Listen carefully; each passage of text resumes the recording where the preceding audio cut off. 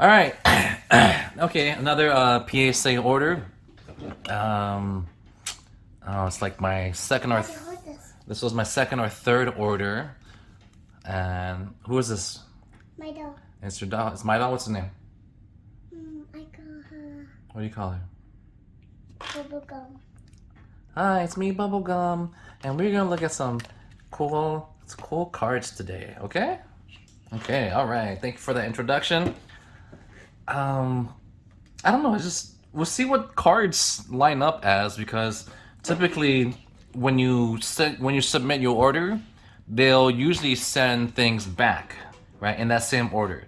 So my first line item was the Legendary Collection Obelisk the Tormentor, but we have a collectible tin Red Dragon Archfleet, and see what what I had noticed is that their shipping, I don't know, their bulk shipping isn't, I don't know if it's that great, or it just maybe they maybe need to do a better job. All right, so we got a collectible 10 wave 10, but if you look at the outside of this case, it's chipped. So the card's mint, but then this case is damaged. Again, in your guys' opinion, does that matter? Will that affect the rating of the card because the case is damaged? Because you can see here, there's that piece there. There's this little side corner here.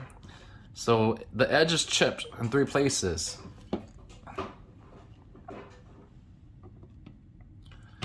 All right, so now here we go. Legendary Obelisk the Obelisk the Tormentor from the Legendary Collection. It's a mint 9. Slifer, again from the Legendary Collection as well, also mint 9, which is nice, but it would have been better if they were mint 10s. How come PSA doesn't let you know what the difference was, right? It definitely would be nice. I mean, I know about the subgrades, which again I think is helpful, but what would be better for PSA is, again, like, hey, what made the difference between a 9 and a 10? Yes, they have their gradings online and that tells you what to look for, but again, I thought I was a pretty harsh judger, and let's see. See, I thought the Obelisk and Slifer was a 10, and then the Winged Dragon was a 9, but again, those two were 9 and this was a 10. Stardust, I thought was a 9, but it got an 8. Junk Berserker Ghost, again, yeah, I was thinking more of an 8. I hope there was a 9, but again, the big downfall was those print lines. So print lines do matter, right? You can see those print lines right across the Ghost holographic. So Junk Berserker Ghost, I thought this Odin was a 7, but it's an 8. And same reason. See those print lines right in the middle? Again, those aren't scratches. This card basically went from pack to sleeve, and again, haven't played this in any decks or anything, but an 8. Let's see, Bahamut Shark. Yep, matched up. I thought it was a 9. 9. Ocean Lord, again, I thought it was a 9. Got a 9, so pretty set there. My Harpy Lady, the Sneak Peek Harpy Lady, I thought was a 9. Also got a 9, so that matched up. So again, like, I think I grade pretty fairly. Van Dagalon from the Yu-Gi-Oh! Art promo, I thought it was a 10. Got a 10. Elector from the Yu-Gi-Oh! Volume 5, I thought it was a 10. It got a 10. So again, that looks pretty on point, on par. Thenan, yeah, I thought it was a 10. And I don't know, part of me thought a 10 would be too good to be true. And so yeah, I got an 8. All right, so Red Dragon. So this is the one where I sent 4 of these. So we got 1 Jet Mint 10, 1 Jet Mint 2. Yep, so 3 Jet Mint 10s, and then the one that I thought was a 9 actually got an 8.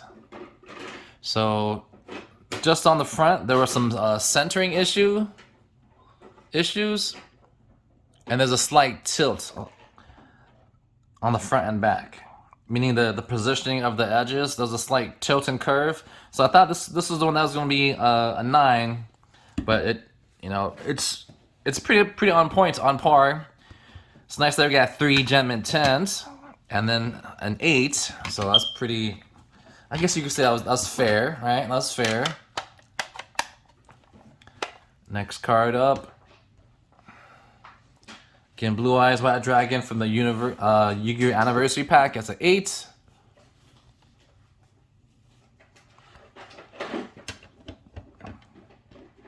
Red Eyes is a 9. See, this is a 9? I thought it was a 6. Holy crap. Where was that big disconnect? Because I thought the Blue Eyes was going to be a 7. But it was an 8. I wish I took more notes. I only took notes on certain cards, but I'm getting a lot better on taking notes on the cards. Let's see. The Red Eyes Black Dragon. So it was the front heavy, this bottom heavy. I thought the bordering on the bottom was a little heavier than the top, and then the back. Again, the centering, it was more left heavy than right. So again, this border here looks thicker than this border here, and then there's 3 white corners. So this is a mint 9. Jeez, again, let's see if you can get a good picture of that. There's a little fraying in the corners here. 1, 2, and there's a slight fraying here, 3. But holy buckets. Again, from a 6 to a 9. I'm not complaining, but man, just where's the disconnect on the grades? All right, this one I thought was going to be a good one, but I know for sure this is the Elemental Hero from the Mattel Force action figure, so a harder promo to get to because it's the one where you have to buy the Mattel Elemental Hero toys or action figures, and I wish it was a 10, but figured I knew it was gonna be like at least an 8, maybe a 9. And then last but not least, this Lumineon, again, confident that it was a 10, and so we got a 10. So let's just do a quick breakdown. And again, just please make a comment, let me know if the borders or the case, right, the slabs, does that matter? This is a submission out of 20 cards were sent. So well, let's just do like more of an overall breakdown. So I got 9 out of the 20 cards were graded spot on what I thought it was. So that's a 45% accuracy. 4 out of the 20 got improved ratings, which is 20% of the order was increased. But again, 7 out of the 20 was downgraded from what I thought it was, and that was 35%. So I mean, overall, not too bad. Let me know, again, just make a comment if you think the quality of the slab will affect the pricing of the card, right? So again, it's a PSA 10, but if that slab is still deformed, does that matter? Will that make a difference? So here you can tell this is where that longer piece came off of. It's not as thick. You can feel the little ledge here, but here you don't feel the ledge is more smooth. So, all right, more videos to come. There's a lot to learn. I'll probably post a video on my process and how I rate cards. But again, I would love to know how you guys are rating your cards too. I have been grading more.